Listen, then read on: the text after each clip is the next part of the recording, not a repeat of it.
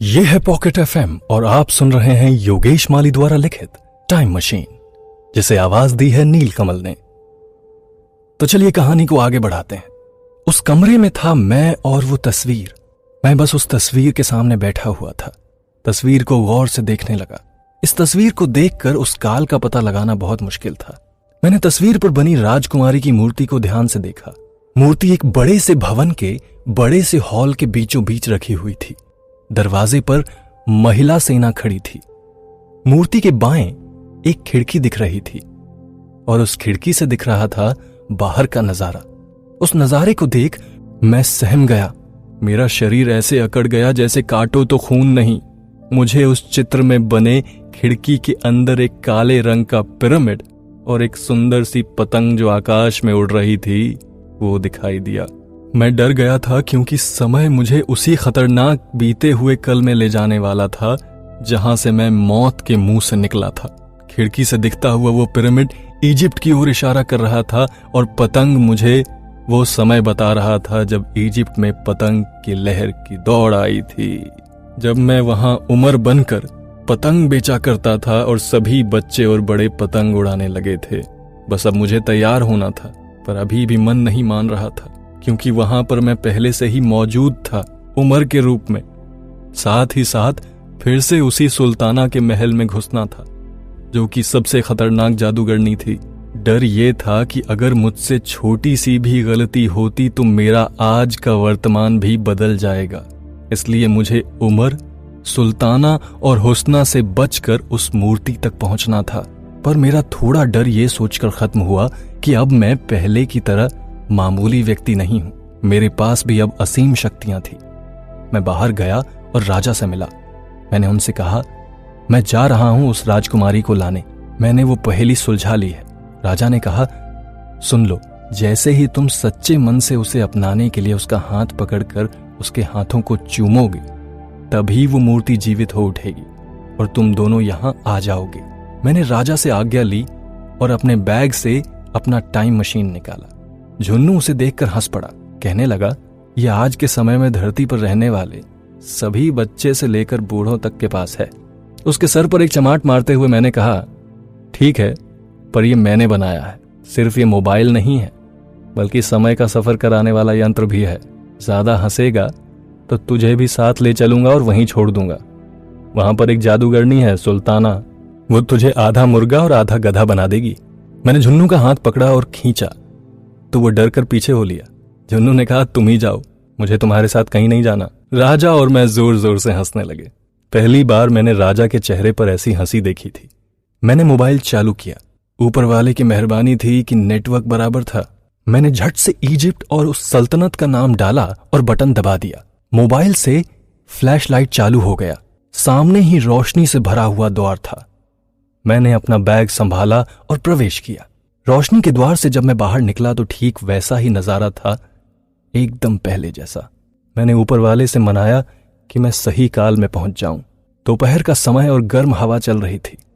रेत की तपन और लड़खड़ाते कांपते पैर जैसे तैसे खुद से हिम्मत जुटाते हुए चला जा रहा था। मैंने देखा कि एक ओर एक नवयुवक भागता हुआ चला जा रहा था।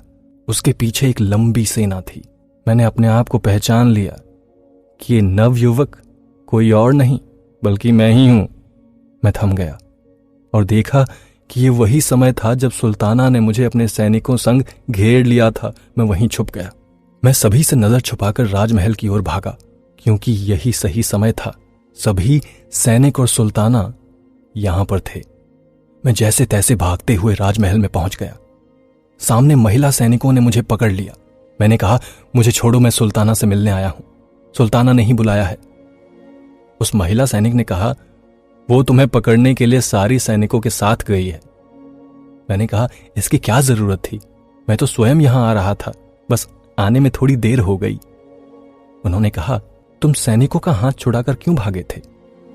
मैंने कहा, क्या करता, मुझे भी थोड़ा सजना संवरना था। वो मुझे देखकर हंसने लगी और कहा, हाँ दिख रहा है, तभी अजीब से कपड़े पहन रखे हैं।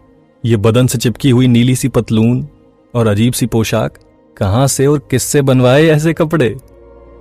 मैंने भी हंसते हुए कहा, मैं अंदर जाकर बैठता हूं, तुम सुल्ताना को खबर कर देना। उसने कहा, नहीं, मैं नहीं जा सकती। मैंने कहा, सोच लो, क्योंकि मेरा सुल्ताना से विवाह होने के बाद मैं सुल्तान बनूंगा। हो सकता है कि सुल्ताना को इस बात का पता चले कि मैं यहां बैठा था और वो वहां परेशान हो रही थी, तब तो सजा जरूर मिलेगी। उसने डरते हुए कहा, माफ कर दीजिए, आप सही कह रहे हैं, मैं अभी जाती हूं। उसने कुछ सैनिकों को बुलाया और उसमें से एक महिला को मुझ पर निगरानी रखने के लिए वहां छोड़ दिया और स्वयं सैनिकों के साथ सुल्ताना को सूचित करने चली गई। मैंने उस दूसरी महिला सैनिक को, जो मुझ पर नजर रखे हुए थी, कहा, तुम्हारा नाम क्या है? उसने मीठी आवाज से कहा, नगमा। मैंने कहा, नगमा, जब तक सुल्ताना यहां आती है तब तक तुम मुझे यह महल घुमाओगी? उसने कहा, हाँ, घुमा सकती हूं। मैं उसके साथ महल घूमने के लिए अंदर चला गया। मैंने कहा, नगमा, मैंने सुना है कि महल में एक बहुत सुंदर मूर्ति है। उसने मेरी ओर देखते हुए कहा, ऐसी कोई भी मूर्ति नहीं है यहां। मैंने कहा, सुंदर लड़कियां झूठ नहीं बोल पाती। उसने मेरे मुंह से अपनी तारीफ सुनी तो कहा, क्या मैं सच में सुंदर हूं? मैंने कहा, हाँ, तुम सच में बहुत सुंदर हो, पर तुम मुझसे झूठ बोलने की कोशिश कर रही हो, जो तुम पर अच्छा नहीं लग रहा। उसने कहा, ऐसा नहीं है, सुल्ताना का आदेश है कि कोई भी पुरुष उस मूर्ति के पास न जाए, इसलिए पूरे राजमहल में महिला सैनिक हैं। वो मूर्ति सदियों से यहाँ है, पर सुल्ताना के पूर्वज भी उसकी बहुत देखरेख करते थे, इसलिए मैं तुमसे झूठ बोल रही थी।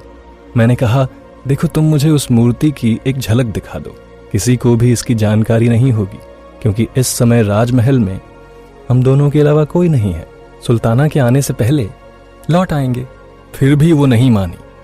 मैंने उसका हाथ पकड़ा और अपनी ओर खींचा और उसकी आंखों में देखते हुए कहा, ए हसीना, यूं ना तड़पा इस प्यारे से दिल को। इतना सुंदर चेहरा है तेरा, तू भा गई है मेरे दिल को।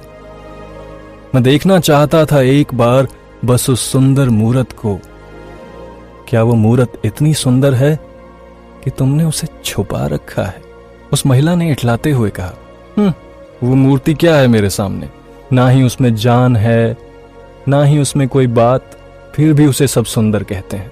यहां हमारी सुंदरता पर तो कोई नजर भी नहीं डालता। मैंने कहा, फिर दिखा दो ना एक बार, मैं स्वयं देखकर बताता हूं कि कौन सबसे सुंदर है, वो मूर्ति या फिर तुम। उसने कुछ सोचा और कहा, ठीक है, कुछ ही पल के लिए मैं उसे दिखाऊंगी, फिर वहां से हट जाना। मैंने कहा, ठीक है। उसने एक बंद दरवाजे को खोला। मैंने देखा कि यह बिल्कुल वैसा ही हॉल है जैसा चित्र में था। बीचों बीच एक सुंदर सी मूर्ति थी। मैं जैसे ही उसके पास जाने लगा, उस महिला सैनिक ने मुझे रोक दिया। मैंने कहा, पास जाकर देखूंगा तभी तो बता सकूंगा कि कौन सबसे ज्यादा सुंदर है। यह सुनकर वो पीछे हट गई।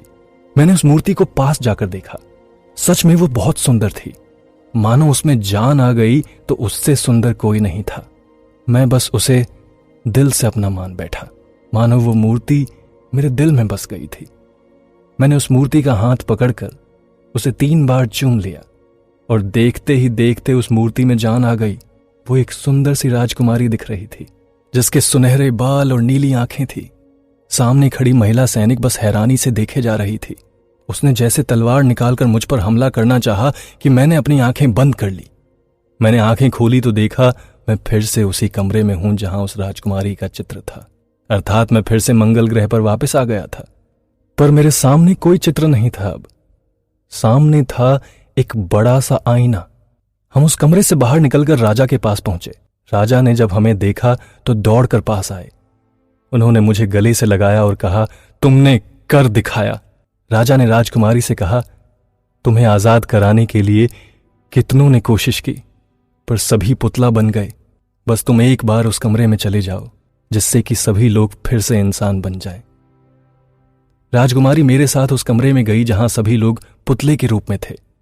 राजकुमारी ने सिर्फ अपने हाथों से इशारा किया और सभी जीवित इंसान के रूप में आ गए।